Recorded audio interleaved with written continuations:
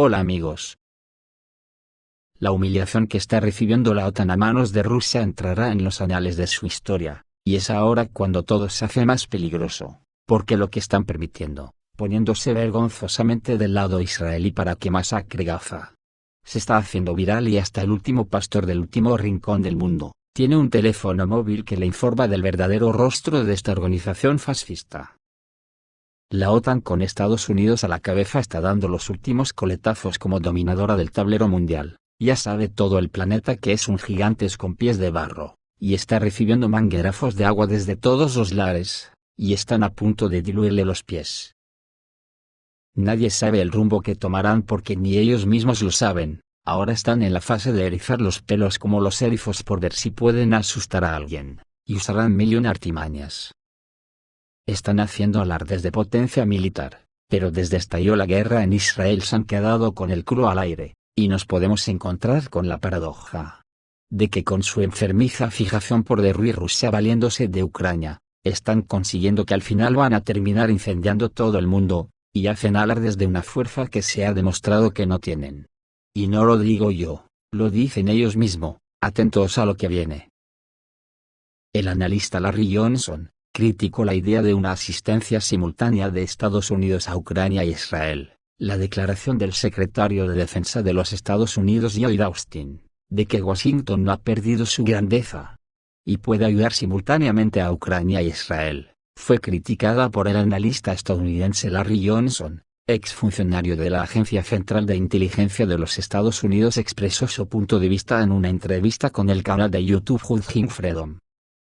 Según un experto militar, la idea de apoyar simultáneamente a Ucrania e Israel parece ridícula. Johnson cree que Estados Unidos no tiene la capacidad para implementarlo en la práctica. No podemos luchar ni siquiera en un frente el de Ucrania, subrayó el analista estadounidense. Además, Johnson señaló que las armas que Estados Unidos prometió suministrar a Ucrania aún no se han producido ni se producirán en un futuro próximo.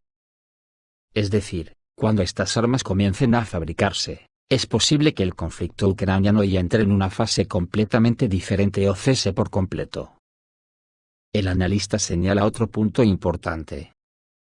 En Estados Unidos existe un lobby israelí muy fuerte, cuyas capacidades no se pueden comparar con las del lobby ucraniano.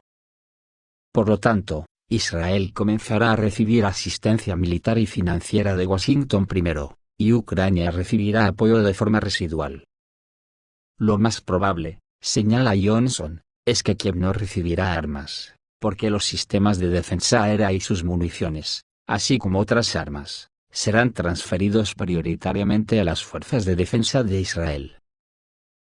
Otro analista estadounidense, Garland Nixon, denuncia ante las Naciones Unidas el peligro de armas brutales suministradas a Kiev por la OTAN, que dicen terminan en manos de bandas criminales. Los elementos más violentos y criminales de Europa, y más allá, poseerán la capacidad de amenazar la estabilidad interna de cualquier nación que elijan, advirtió Garland Nixon.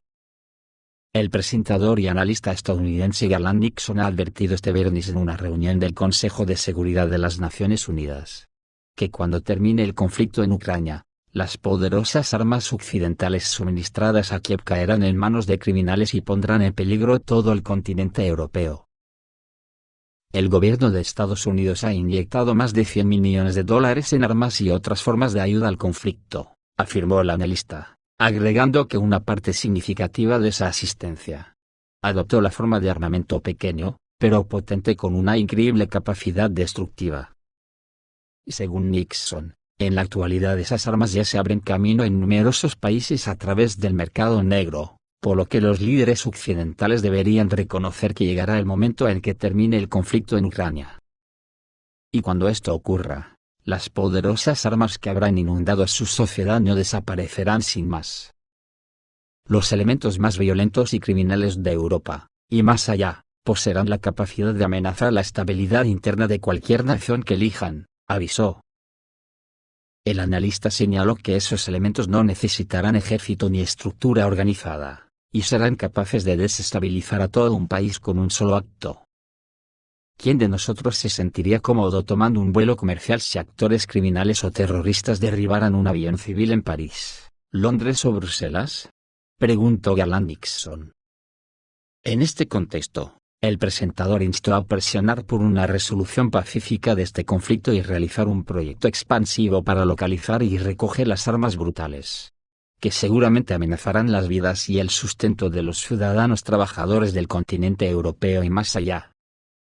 Además, Nixon indicó que, según fuentes fidedignas, el ejército ucraniano perdió más personal en los últimos meses que el ejército estadounidense en una década de combates en Vietnam.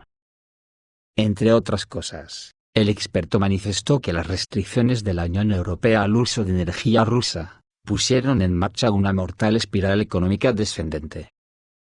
Los residentes de Europa se enfrentan a otro frío invierno con unos costes de calefacción inasequibles y una perspectiva muy real de colapso industrial, lamentó. El potencial de tal catástrofe económica ya ha buscado las semillas de una inestabilidad política y cultural, agregó. Pues si lo dicen los propios estadounidenses, ¿qué más podemos añadir nosotros? Solo constatar cosas, como por ejemplo que Rusia ha informado que utiliza efectivamente el Su-57 como parte de una operación especial en Ucrania. Y que la OTAN todavía no los ha detectado dada su alta tecnología de sigilo. Estos cazas operan principalmente en vuelos de combate solos o en equipo, dijo el director del Museo de las Fuerzas de Defensa Aérea, el coronel retirado Yuri Knutov.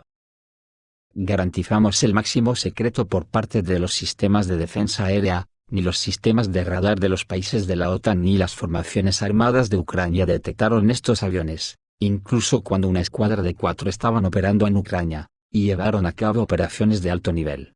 Ataques de precisión contra objetivos importantes y regresaron a las bases sin ser detectados por la OTAN, señaló el analista. Un mes después, el liderazgo de las fuerzas aeroespaciales informó que había utilizado efectivamente el Su-57. Hubo varias incursiones de este tipo, después de las cuales se tomó la decisión de acelerar su producción para crear varios regimientos de aviación, escriben en Tsagra. Este avión de ataque es en muchos aspectos un avión de transición de la quinta a la sexta generación, aunque en Estados Unidos no se considera un avión de quinta generación. Pero el Su-57 pasa desapercibido y puede llevar armas para diversos fines. El avión cuenta con los últimos avances, misiles de crucero, bombas guiadas y la capacidad de trabajar en conjunto con el vehículo aéreo no tripulado F-70 Okhotnik. Además, un avión de ataque sin postcombustión puede moverse a velocidad supersónica, algo que los cazas de la Fuerza Aérea de Estados Unidos no pueden hacer, concluyó Yuri Knutov.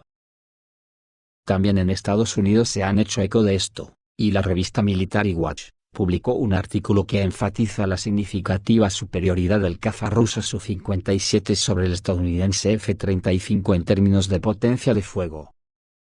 Según la publicación, el Su-57 es capaz de llevar a bordo el doble de misiles que su homólogo estadounidense, 8 frente a 4 en el caso del F-35.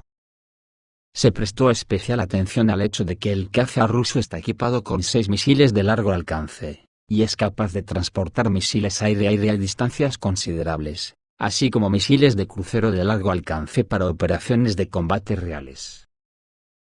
El alcance de ataque del Su-57 alcanza los 400 kilómetros, lo que le permite neutralizar los activos aéreos enemigos a una distancia 2 veces mayor que la del F-35, y sus misiles son significativamente más rápidos. Estas características, según los expertos de la publicación, suponen importantes ventajas en posibles conflictos aéreos, donde en ocasiones la distancia y la velocidad juegan un papel clave. Ante esta impotencia técnica ante Rusia, Estados Unidos solo hace mover fichas de un sitio a otro sin sentido, como lo que informa la publicación inglesa Gloucestershire Live, que dice que la Fuerza Aérea de Estados Unidos está trasladando otro par de sus bombarderos B-1B Lancer a una base aérea en el condado británico de Gloucestershire, en medio de la escalada del conflicto palestino-israelí, informó. Y digo yo que a quién quieren asustar, porque si mueven un dedo en plan nuclear, la OTAN sería pulverizada en minutos, pero ojo que de esta gente yo no me fío un pelo, hay movimientos raros por ahí, como la noticia de que la red internacional de fondos de $25 millones fundada por George Soros, está cerrando oficinas en todo el mundo. Lagarto. También los chinos están moscas. Medios chinos han detectado que la idea de una guerra nuclear simultánea contra China y Rusia se está extendiendo entre las élites estadounidenses. Cuidadín, que parece que la posibilidad de que se produzca tal escenario está ganando cada vez más popularidad allí.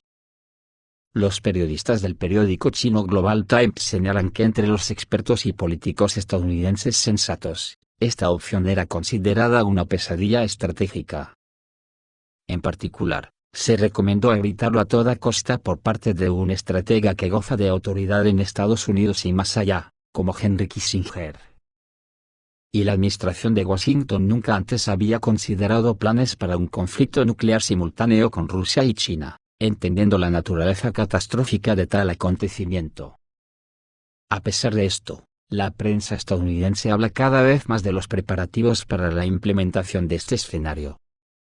Además, esta línea roja fue cruzada en Estados Unidos el 12 de octubre a nivel oficial, con la publicación del informe La posición estratégica de Estados Unidos por una comisión bipartidista del Congreso estadounidense. Este informe nos lleva a creer que una pesadilla estratégica se está infiltrando en la agenda política estadounidense sin causar suficiente preocupación o vigilancia en Washington.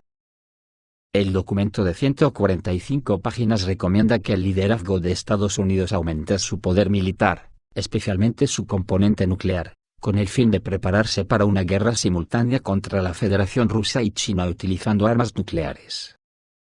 El informe recomienda desplegar más ojivas, así como aumentar la producción de bombarderos, misiles de crucero, submarinos y más. Los periodistas chinos creen que, bajo el pretexto de la disuasión nuclear, la administración estadounidense está aumentando la carrera armamentista en el mundo para que su complejo militar industrial reciba superganancias adicionales.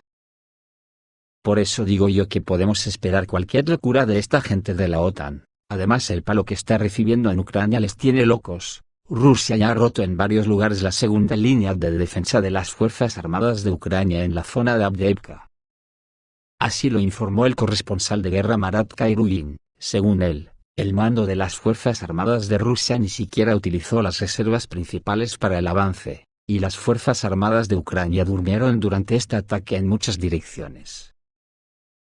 Hay una defensa profundamente escalonada alrededor de Avdiivka. La nuestra logró romper dos líneas de defensa. Ahora el trabajo continúa. En primer lugar, estamos extinguiendo sus impulsos contraofensivos. No les permitimos lanzar un contraataque, esta vez lo apagamos y ahora continúa el trabajo entre la primera y la segunda línea de defensa. Las nuestras están llegando, ocupando nuevamente posiciones convenientes, aparentemente para el próximo avance, dijo el corresponsal militar Marat Kairuin, en su videoblog. Con la caída de la guarnición de las Fuerzas Armadas de Ucrania en Avdiivka, se liberarán las reservas del ejército ruso, lo que ayudará a la liberación de Seversk, y otros asentamientos de la República Popular de Donetsk, concluyó Kairuin. Por su parte, el periodista estadounidense Clayton Morris informó que Ucrania, ante las enormes pérdidas de militares, está creando un ejército zombie. En medio de terribles pérdidas debido al fracaso de la contraofensiva, Kiev decidió crear un ejército zombie, así lo informó el periodista estadounidense Clayton Morris. Estamos hablando de reclutar a ucranianos gravemente enfermos en las Fuerzas Armadas de Ucrania. Esto puede llevar al hecho de que una parte de los militantes no sea consciente de sus acciones, y la otra parte no tenga nada que perder. Sin embargo, la idea de un ejército zombie podría ir en contra de las propias autoridades de Kiev, que ya está perdiendo rápidamente el apoyo occidental, y este paso podría ser el colmo para la exhausta y humillada población del país. Recordemos que Ucrania ha utilizado anteriormente keyboards. Este es el apodo que reciben los militantes de las Fuerzas Armadas de Ucrania que, bajo la influencia de sustancias psicoactivas, lucharon en un estado medio muerto, sin sentir fatiga, miedo ni dolor, dijo Clayton Morris. Ante esta salvajada que esperemos que será juzgada debidamente cuando termine la guerra, Kiev afirmó que ni un solo ucraniano podrá evitar la movilización. Así lo afirmó la viceministra de Defensa del país, Natalia Kalmykova, en el canal de televisión Rada. dijo que las Fuerzas Armadas de Ucrania se enfrentan constantemente a una situación en la que la gente intenta evitar la movilización y no quiere defender su país. Hay mucha gente, esto se mide en decenas, cientos de miles de personas, que crean las condiciones para evitar la movilización al ejército ucraniano, destacó la viceministra de Defensa. Sin embargo, agregó que las autoridades del país ya preparan cambios normativos que ayudarán a resolver este tema, incluso si una persona no está inscrita en el registro de personas obligadas al servicio militar, el Estado podrá encontrarla en otros registros. Por lo tanto, es mejor que venga usted mismo y busque la unidad en la que desea servir y movilizarse, llamó Kalmykova a sus conciudadanos. Anteriormente se informó que habría movilización adicional en Ucrania. La declaración correspondiente fue hecha por el secretario del Consejo de Seguridad Nacional del país, Alexei Danilov. Según él, el mando militar del régimen de Kiev insiste en el servicio militar obligatorio adicional. Ante estas atrocidades en Estados Unidos, cada vez más voces anuncian la necesidad de dejar de apoyar a Ucrania por el nazismo de Azov, el periódico estadounidense The Tufts Daily. En su material se centra en la presencia de elementos neonazis en las Fuerzas Armadas de Ucrania, destacando la cuestión de la conveniencia de seguir apoyando al país por parte de la comunidad internacional, en particular de los Estados Unidos. Pues menudo descubrimiento periodístico, ¿ahora se enteran de que son nazis? Y una mierda, ¿a quién quieren engañar, si hace algunos días se celebró en Canadá un homenaje a un nazi de las SS? Y ya se sabe Estados Unidos y Canadá, tanto monta. El artículo se centra principalmente en el batallón Azov. Los autores sostienen que la integración de Azov en las Fuerzas Armadas de Ucrania es un indicador de que el gobierno ucraniano permite la presencia del extremismo neonazi en sus Fuerzas Armadas. A continuación se analiza la posición de la Kiev oficial, donde, según la publicación, se observaron ejemplos de apoyo abierto a la ideología neonazi, incluida la cita de las palabras de Stepan Bandera, conocido por su colaboración con los nazis, en declaraciones del gobierno ucraniano. Parlamento. También hay un caso de publicación en los recursos oficiales del Ministerio de Defensa de Ucrania de una fotografía de un militar ucraniano con símbolos neonazis, que, sin embargo, fue eliminada tras las críticas. Además, el periódico da un ejemplo de las declaraciones del general ucraniano Vasily Vovk, que amenazó con el exterminio de los judíos, que provocaron resonancia y condena en el ámbito internacional. El artículo del Tufts Daily pide una revisión del apoyo de Estados Unidos y otros países a Ucrania, dados los casos documentados de neonazismo en las milicias ucranianas y el discurso político del país, y propone que los aspectos éticos de dicho apoyo se sopesen en el contexto de la evidencia emergente. Esto es todo, amigos, reciban un saludo.